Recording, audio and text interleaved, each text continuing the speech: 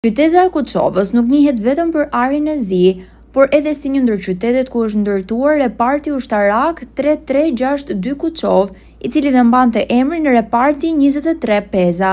Ai u krijua si formacioni i parë i madh luftarak i forcave ajrore për mbrojtjen e hapësirës ajrore të Republikës së Shqipërisë. Vërthama e parë e këtij regjimenti u krijua me vendim të posaçëm, ku morën masa për përgatitjen e efektivit pilotë teknik për teknikën e re reaktive me të cilën do të pajisë reparti. Krahas këtyre u morën masa për përgatitjen e ambienteve për pritjen e efektivit dhe teknikës. Pas përfundimit të përgatitjes së efektivit pilot e inxhinierot-teknik, regjimenti mori formën e plot, i gatshëm për kryerjen e detyrave. 15 maj 1955 është dita e krijimit të regjimentit. Me vendim të posaçëm të Kuvendit Popullor nr. 81, datë 6/11/1956, regjimenti titullozohet flamuri luftarak me mbishkrimin Regjimentit 23 të Aviacionit Gjuajtës Peza. Në janar të vitit 1956, në regjiment filloi përgatitja luftarake e organizuar mbi bazën e një planëzimi të rregullt. Në maj të këtij viti, me urdhër të Ministrit të Mbrojtjes, u krijua nën reparti oficinës së mirëmbajtjes së aviacionit me komandant Daud Gurabardi, ndërkohë që një pjesë e pilotëve shkuan për studime për helikopter.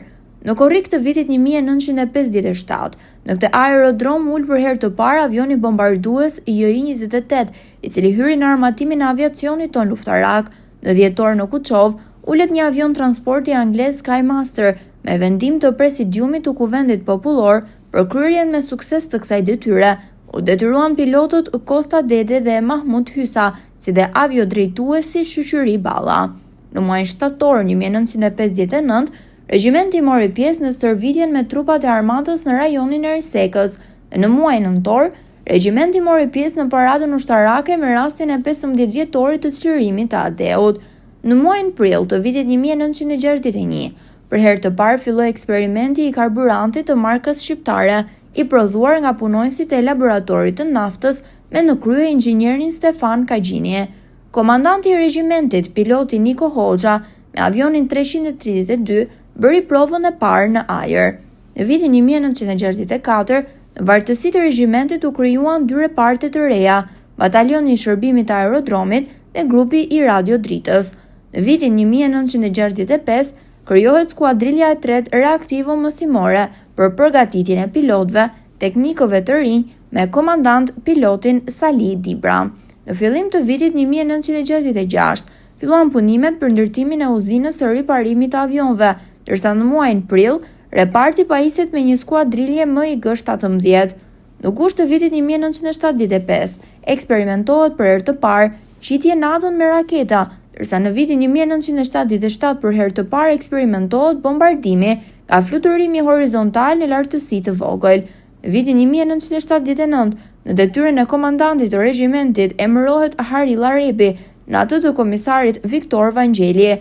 Po këtë vit, u vënë në gatishmëri për drejtimin luftarak të regjimentit vend komanda e kohës së luftës. Në paradën ajrore me rastin e 35 vjetorit të çlirimit të Adeut, reparti mori pjesë me 9 avion. Në mars të vitit 1981, me ndihmën e efektivit pilot dhe teknik të repartit, Kino Studio Shqipëria e Re zhvilloi filmin artistik Gjurmë në kaltërsi, kushtuar armës së aviacionit, ku ndihmë konkrete dhanë pilotët Harila Rebi, Viktor Vangjeli, Agim Balili, Gjergji Spaho e të tjerë, duke kryer një sasi të madhe fluturimesh në funksion të filmit, si dhe duke organizuar dhe ndihmuar edhe në punë të tjera. Në vitin 1984, reparti emërohet Regjimenti 23 i Aviacionit Gjuajtës Bombardues, ndërsa në vitin 1985 dekorohet me urdhrin për shërbime të shuara në fushën e mbrojtjes. Pas viteve 90, baza nuk qëndroi më si bazë ajrore, ndërsa sot baza ajrore e Kuçovës është një bazë e NATO-s.